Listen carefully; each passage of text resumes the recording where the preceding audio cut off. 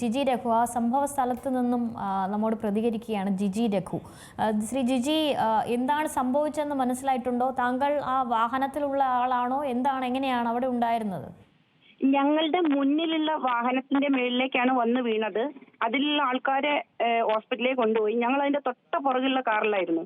ഞങ്ങൾ കോഴിക്കോട് നിന്നും പെട്രോൾ അടിക്കാൻ വേണ്ടി സർവീസ് റോഡിലേക്ക് കയറി പെട്രോൾ അടിച്ചു. നേരെ കൂരിയാട് സർവീസ് റോഡിലേക്ക് കയറി ഒരു 2 മീറ്റർ കൊണ്ട് ഓടിയിട്ടേ ഉള്ളൂ. അപ്പോഴത്തേക്കാണ് ഇത് സംഭവിച്ചത്. പെട്ടെന്ന് മതിലിടിഞ്ഞ് വീണതാണ്. പിന്നെ എന്റെ വണ്ടി താഴ്ന്നു പോയി.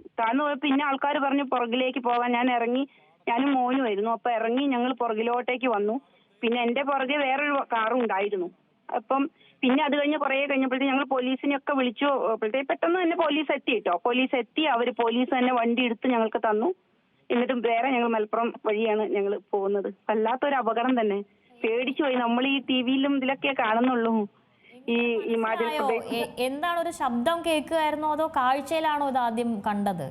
ശബ്ദമൊന്നും കേട്ടില്ല. ഞങ്ങൾ കാഴ്ചയില്ല. ഞങ്ങളുടെ മുന്നിൽ പോകുന്ന കാറിന്റെ മുകളിലേക്ക് ഇടിഞ്ഞു വീഴുകയാണ്. കാഴ്ചയാണ് കണ്ടത്. ശബ്ദമൊന്നും ഉണ്ടായിരുന്നില്ല. ഞങ്ങൾ കാറ് ഗ്ലാസ് ഇട്ടിട്ടാണല്ലോ വണ്ടി ഓടിക്കുന്നത്. അപ്പം ശബ്ദം ഉണ്ടെങ്കിലും ഞങ്ങൾ കേൾക്കുന്നില്ലല്ലോ. ഈ മുന്നിലുള്ള കാറിലുള്ളവർക്ക് എന്തെങ്കിലും പറ്റിയോ? അവരുടെ മുഖത്തു നിന്നൊക്കെ ചോര വരുന്നുണ്ട്. കാലിന്റെ മുകളിൽ എന്തൊക്കെയോ സംഭവിച്ചിട്ടുണ്ട്. അവർക്ക് എന്തൊക്കെയോ എടുത്തിട്ടൊക്കെയാണ് കൊണ്ടുപോകുന്നത്. ഇച്ചിരി ചെറുതായിട്ടൊക്കെ സംഭവിച്ചിട്ടുണ്ട്.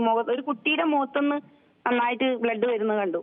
2 കാറല്ലായിരുന്നോ മുന്നിൽ? അതോ ജിജിയുടെ കാറിന്റെ മുന്നിൽ ഒരു കാറേ ഉണ്ടായിരുന്നുള്ളൂ? എന്റെ കാറിന്റെ മുന്നിൽ ഒരു കാറാണ് ഞാൻ കണ്ടത്. അതിന്റെ മുമ്പിൽ ഇനിയും വീണോ എനിക്കല്ല. എന്റെ മുന്നിലത്തെ ഒരു കാറ്, ആ കാറിന്റെ മേളിൽ നന്നായിട്ട് സൈഡ് മൊത്തം വീണിട്ടുണ്ട്. ആ സൈഡ് ഭാഗത്ത് ഇരുന്ന കുട്ടിക്ക് ആയിരിക്കാൻ പറ്റിയത് അധികം. എന്തുകൊണ്ടാണ് ഇത് സംഭവിച്ചെന്ന് മനസ്സിലായിട്ടുണ്ടോ? അത് ആരോ ഇപ്പൊ പറയുന്നു ഭൂമി കുലുക്കാണോ എന്നൊക്കെ പറയുന്നു. എനിക്ക് അറിയില്ല സംഭവം. ഞാനത് അങ്ങനെ ഡീറ്റെയിൽ ആയിട്ട് അറിയില്ല എന്താണ്. മഴ ഈ സംഭവത്തോടു കൂടി അപ്പൊ തന്നെ അങ്ങ് തിരിച്ചു പോന്നിരുന്നോ? ഇല്ല.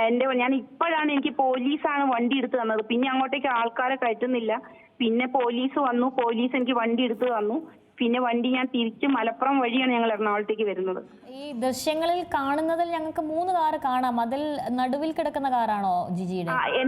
എന്റെ കാറ് വാഗനർ കാർ നടുവിൽ കിടക്കുന്ന കാറാണ്. നടുവിൽ കിടക്കുക. അത് തിരിച്ചെടുത്ത് വരാനൊക്കെ ബുദ്ധിമുട്ടുണ്ടായിരുന്നു? അതൊക്കെ മണ്ണൊക്കെ മാറ്റേണ്ടി വന്നോ? ഇല്ല, അങ്ങനെയൊന്നുമില്ല. ഒക്കെ പോലീസ് വേഗം തന്നെ അത് മേലോട്ട് എടുത്ത് തന്നു. പക്ഷെ ഞങ്ങളൊക്കെ ദൂരെ നിൽക്കായിരുന്നു. ദൂരെ നിൽക്കാൻ പറഞ്ഞു ഞങ്ങളോട്. എന്താ വെച്ചാൽ ഇനിയും ഇടിഞ്ഞു വീണാലോ എന്നുള്ള ഒരു. റോഡ് 2ആയി പിളർന്നു പോയല്ലേ?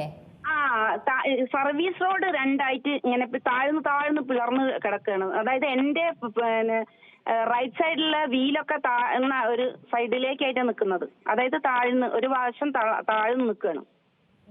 നിങ്ങളുടെ കാറിലുണ്ടായിരുന്നവർക്കൊന്നും പറ്റിയില്ല? ഇല്ല, ഞാനും മോനും മാത്രമേ ഉള്ളൂ. ഞങ്ങള് അപ്പം തന്നെ എങ്ങനെയോ അവനിറങ്ങി. ഞാൻ ഡ്രൈവിംഗ് സീറ്റിലായിരുന്നു. എന്നെ അവര് 2-3 ആൾക്കാർ വന്ന് പെട്ടെന്ന് തന്നെ ഇറങ്ങാൻ പറഞ്ഞു. ഞാൻ പിന്നെ പെട്ടെന്ന് എങ്ങനെയോ ഇറങ്ങി. അപ്പോഴത്തേക്ക് എന്റെ ആ സൈഡ് താവുകയാണ് ഇങ്ങനെ. പിന്നെ ആ ഒരു സെക്കൻഡാണ് കേട്ടോ. ആ സെക്കൻഡിന്റെ ഉള്ളിൽ ഇതെല്ലാം നടന്നു. പിന്നീട് ഒന്നും അതേ ലെവലിൽ തന്നെയാണ് നിന്നത്. പിന്നീടൊന്നും ഇതുവരെ നടന്നിട്ടില്ല. ഞങ്ങൾ വണ്ടി എടുത്തപ്പോ അത് അവിടുന്ന് തിരിച്ചു ഞങ്ങൾ ഇങ്ങോട്ട്. മകൻ പേടിച്ചോ? പേടിച്ച് കരഞ്ഞു. ചെറിയ മോനല്ല, അവൻ 10th-ലാണ്. ചെറുതാണ്. എന്നാലും അതെ, ഇത്തരം അപകടങ്ങൾ ആദ്യമായിട്ടായിരിക്കും അല്ലേ? അതെ. നമ്മൾ ഈ ഇതിലൊക്കെ കാണുന്നുണ്ടല്ലോ, നമ്മളെ മുന്നേ ഹിമാചൽ പ്രദേശിലും അവിടെ ഇവിടെയൊക്കെ നമ്മൾ ഇതിലിങ്ങനെ കാണുന്ന അതുപോലെ പെട്ടെന്ന് നമ്മളെ മുമ്പിലുള്ള വണ്ടിയിലേക്ക് ഇങ്ങനെ വന്ന് വീഴുക ആദ്യമായിട്ടാണ്. സത്യം പേടിച്ചു പോയി. അവൻ മാത്രല്ല, ഞാനും പേടിച്ചു പോയി. സ്ഥിരമായി യാത്ര ചെയ്യുന്ന ആളായിരുന്നോ ജിജി? ഞാൻ വണ്ടി ഓടിച്ചിട്ട് തന്നെയാണ് എറണാകുളം ടു കോഴിക്കോട്ടേക്ക് പോകുന്നത്, വീട്ടിലേക്ക്. എന്റെ വീട് കോഴിക്കോടാണ്. അപ്പൊ ആദ്യമായിട്ട് അങ്ങനെ ഒരു അനുഭവം ഉണ്ടായി. അതെ. എന്തായാലും മറ്റ് അപകടങ്ങളൊന്നും സംഭവിക്കാതെ എത്തിയല്ലോ, അത് തന്നെ ഭാഗ്യം.